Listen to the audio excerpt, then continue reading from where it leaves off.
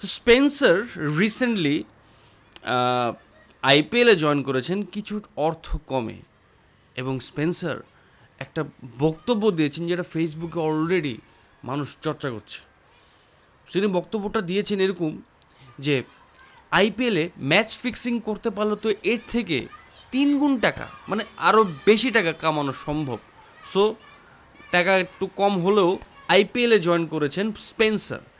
Australian এই player, তার যে মানে তার ধর্মীয় যে বিশ্বাস, সেখান থেকে আসলে মনে হয় না এই অস্ট্রেলিয়ান প্লেয়ার মানে ফিক্সিংয়ের জন্য খুব আন্তরিক। কিন্তু তারপরও তিনি ইন্ডিয়ার পা চাটার জন্য পিএসএলকে লাথি মেরে আইপিএলে জয়েন করেছেন। তো তার জন্য অনেক অনেক শুভকামনা জানাই। কিন্তু পাশাপাশি এটাও খুব ভাল লাগছে যে উনি অকপটে স্বীকার করেছেন যে আইপিএলে একটি ম্যাচ ফিক্সিং করতে পারলেই এর থেকে বেশি টাকা ইনকাম করা সম্ভব।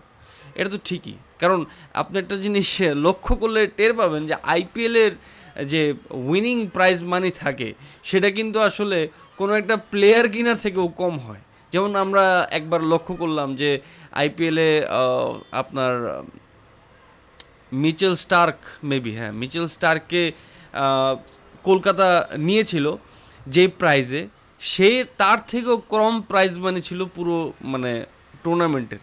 তো এটা বেশ হাস্যকর ছিল। তো আইপিএলে যে আসলে হয় আর কি, ভিতরে একটা খেলা আছে, মানে টেবিলের নিচে বলেন, টেবিলের সাইড দিয়ে বলেন, তো ওই খেলাটার জন্যই আসলে আইপিএল খুব ফেমাস। এবং আইপিএলের অর্থ 3 গুণ কেন, 10 গুণ বেশি, তাই তো?